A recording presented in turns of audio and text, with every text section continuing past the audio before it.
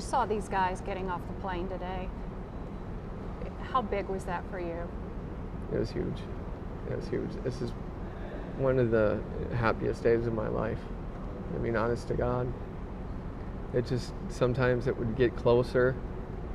You know, you'd be counting away the days and say, they'll be back in a month, or they'll be back in, 2 weeks. But it just dragged on, As fast as my time has been going with the recovery and stuff, it just seemed like time was flying, but that wasn't. It just seemed like that wasn't getting closer.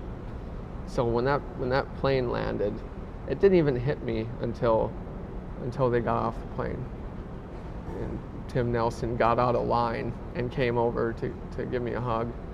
That's my best friend. That's my roommate over there, and it's good to see him. Good to see all those guys back. You lost two of the 3 soldiers who died were with you. Can you kind of tell me about that day and how painful that still is to you?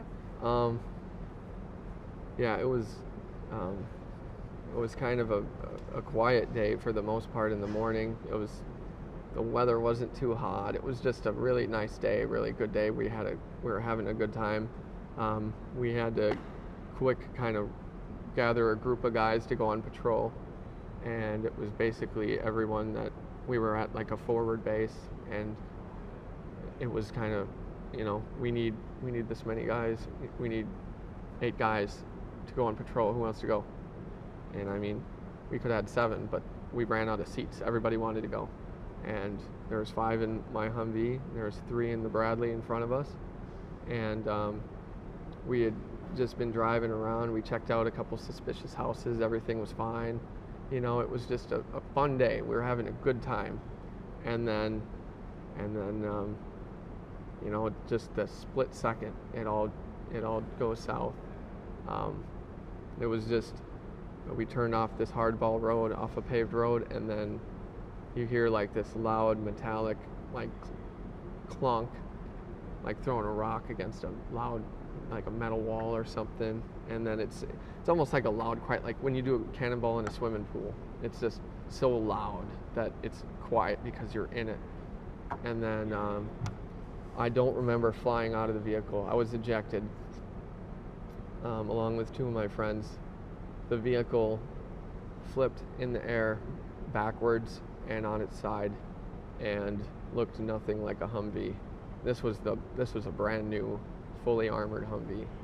And I mean, I remember hearing a noise, and it was one of the guys trying to hang on, and he didn't make it.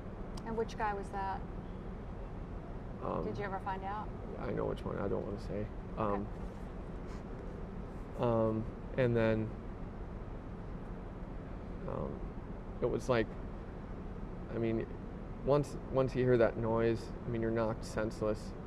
But I mean, it's like you know what happened though. There was no question what happened. I didn't doubt it and say, oh, this must be a dream.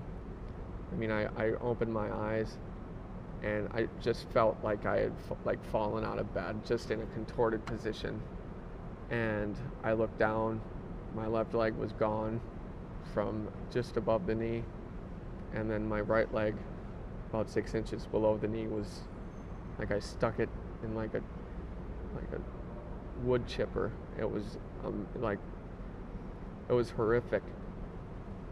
And I don't know, it was, I probably lost so much blood that I was just calm. But I mean, I just kind of looked and thought, there's no way I'm going to live through this. I'd lost so much blood. And then the thing that concerned me the most is when I looked down at my left arm, it was broken in half, and so it was hanging. And I was like, oh my God, my arm. Even though I had just seen my legs mangled, and I just kind of held my arm here. I didn't even notice that I had been eviscerated. I had my guts hanging out.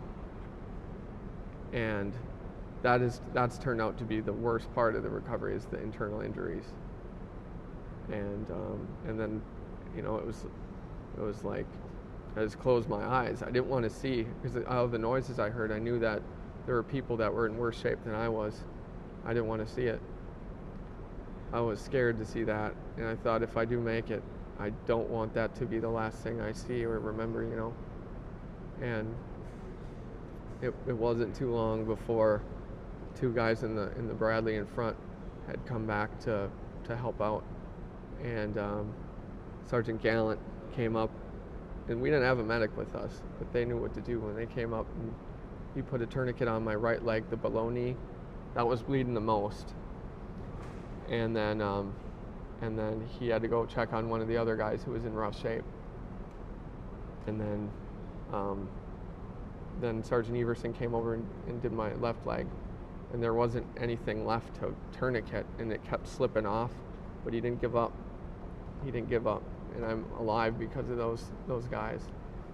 Specialist Seed was in the vehicle calling for an air medevac, and that helicopter got to us in 11 minutes, which is amazing. I mean, I don't know if that would happen in the States.